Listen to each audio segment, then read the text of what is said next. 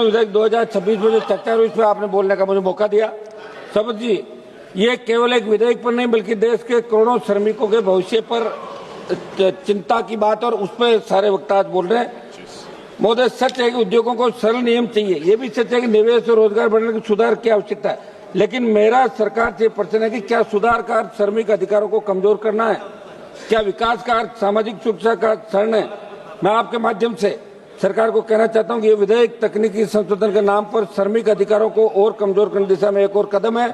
सरकार ये कहती है कि स्पष्टता के लिए, तो देश भर के ट्रेड यूनियन क्यों इसका विरोध कर रहे हैं?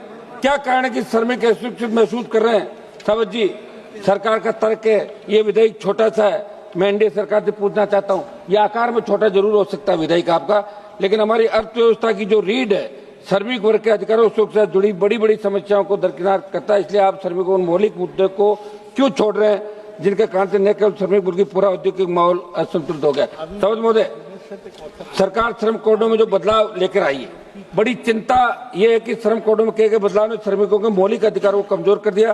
कई श्रमिक समूह अब अपने बुनियादी अधिकारों जैसे सामूहिक सौदेबाजी, उचित वेतन, संरक्षित नौकरी और हड़ताल के अधिकारों को खोते हुए महसूस कर रहे हैं। ये कोई छोटी बात नहीं, इसलिए सरकार को ऐसे बदलाव करने से पहले संविधान की मूल भावना का अध्ययन करने की आवश्यकता है। सावत महोदय, इस विधेयक पर चर्चा करते हुए राजनीतिक मतभेद मैं व्यक्त नहीं कर रहा हूं, बल्कि संविधान की उस व्याख्या की ओर सदन का ध्यान आकर्षित कर रहा हूं जिसे समय माननीय सुप्रीम कोर्ट ने समय समय पर स्पष्ट किया है। अनुच्छेद 14 जो हमें समानता का अधिकार देता है, यदि श्रमिकों की परिभाषा संकुचित कर दी जाती है और बड़ी संख्या में कामगार कानूनी सुरक्षा से बाहर हो जाते हैं, समानता के सिद्धांत पर प्रश्न उठता है।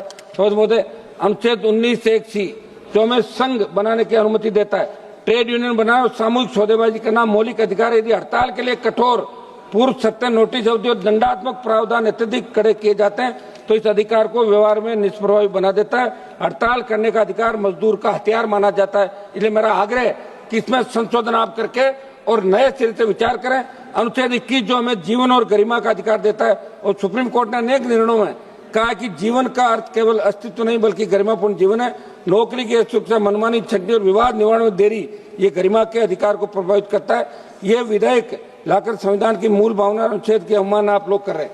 समझ महोदय, आर्टिकल 38 राज्य के जो डायरेक्टिव प्रिंसिपल है, आर्टिकल 38 जो सामाजिक, आर्थिक और राजनीतिक न्याय की बात करता है, आर्टिकल 39 जो आजीविका के साधनों की सुरक्षा की बात करता है, आर्टिकल 43 है जो उद्योगों में श्रमिकों की भागीदारी की बात करता है। इसलिए मैं आपके माध्यम से मंत्री जी को कहना चाहता हूं कि आर्टिकल 38, 39, आर्टिकल 43 है केवल सजावटी शब्द नहीं है, शासन की दिशा तय करता है। आप यदि ये विधेयक पास करवा लेते हैं तो श्रमिकों की भागीदारी और सुरक्षा के जो राइट उन्हें संविधान ने दिए उन्हें न केवल कमजोर कर रहे हैं बल्कि आम संविधान आदर्शों में दूर जा रहे हैं। इसलिए आपको मंथन करने की जरूरत है।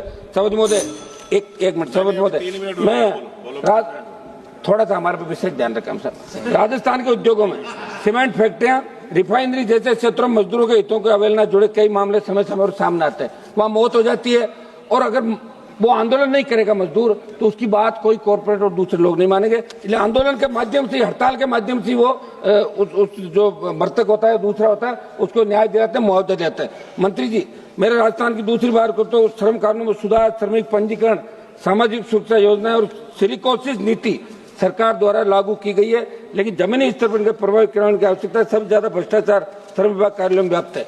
सबद जी, मेरा आपके माध्यम से सरकार से आग्रह है कि हम उद्योग विरोधी नहीं है, हम निवेश विरोधी नहीं है, हम सुधार विरोधी नहीं है, लेकिन हम श्रमिक विरोधी कानून स्वीकार नहीं कर सकते। भारत की अर्थव्यवस्था की रीढ़ मजदूर, कर्मचारी, कारखाना कर्मी, संविदा, श्रमिक, गीग वर्कर, इनके अधिकारों की रक्षा करना इस सदन का कर्तव्य है। और कोई भी विकास तभी सार्थक जब न्यायपूर्ण हो, विकास तभी सही है। एक मिनट साहब, जब वे समावेशी हो। मैं सरकार से भी आग्रह करता हूं पुनर्विचार करें, विधेयक को संसदीय स्थायी समिति के पास भेजा जाए, ट्रेड यूनियनों, उद्योग संगठनों, राज्य सरकारों के साथ व्यापक परामर्श किया जाए, हड़ताल और एक मिनट समाप्त कर रहा हूं, हड़ताल और सामूहिक सौदे में जुड़े प्रावधानों में संतुलन लाया जाए, औद्योगिक न्यायाधिकरणों की समयबद्ध हिसाब में सुनिश्चित की जाए, श्रमिक भागीदारी को वास्तविक रूप दिया जाए। अंत में मंत्री जी से एक मांग करना चाहता हूँ, मेरे संसदीय क्षेत्र में 3 डॉक्टरों की SIC डिस्पेंसरी का प्रस्ताव लंबित पड़ा है, जल्द से जल्द आप स्वीकृत दिलाने के निर्देश जारी करें। एक सभापति महोदय, आखिर में मैं कहना चाहूंगा कि उद्योग लग रहे हैं, रिफाइनरी आ रही है, फैक्ट्रियां आ रही है, जगह जगह जमीन आप अधिकृत कर रहे हैं, नौकरियां आप दे नहीं रहे हो, तो मेरा आग्रह कि स्थानीय लोगों को 80% रोजगार का कानून स्टेट बनाए, दिल्ली बनाए, और संविदा कर्मी जो आप लगा रहे हो इनका भविष्य क्या है, क्या फ्यूचर है इनका, इस बारे में भी सरकार को ठोस नीति बनाने की आवश्यकता है। हम इस विधेयक का विरोध करते हैं और इसे वापस भेजना चाहिए। बहुत अच्छी बात, बहुत अच्छी बात। Thank you.